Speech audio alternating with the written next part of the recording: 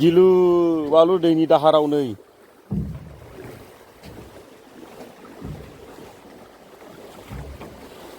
बेसेबांबा खस्थ'जों नारखोग्रोलायखानांगौनो बेसेबांबा खस्थ' नारखोग्रोलायखानांगौ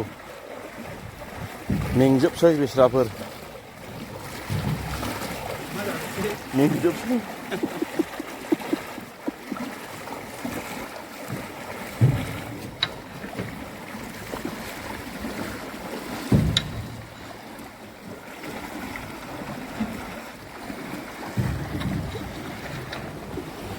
मोनाला लोला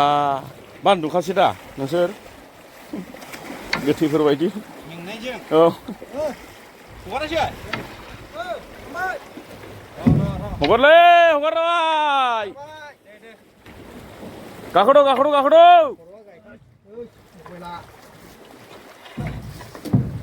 हाबाब हाबाब हाबाब बेसेबां दाहारनायसै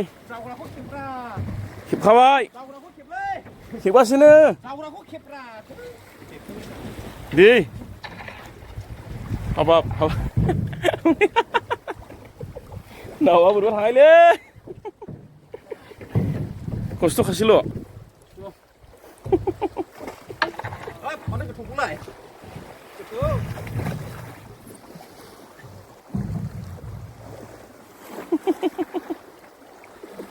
जाबाय दा फोजावबाय बैयाव हगारजेननायाव जायाखैरा बै महाय गोजान बरा बेलायबो खानायसै बिसोरो बैनिफ्राय जों थाबायलाङासै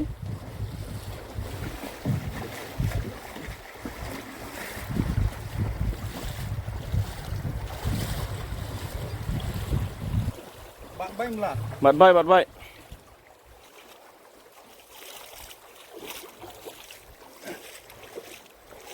गिदिंनाय फर्मुलाया नै बिदिसो सिदा दोननांगौ हा सिदा दोननांगौ औ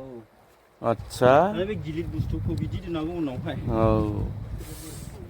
जाहाथे खिबुआ गोजावैनि औ मेंबायलै गोबावसैना जावैया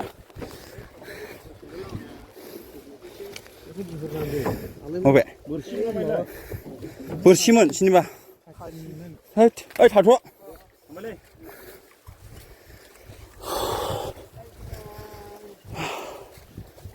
मेङो एसे मोजां दा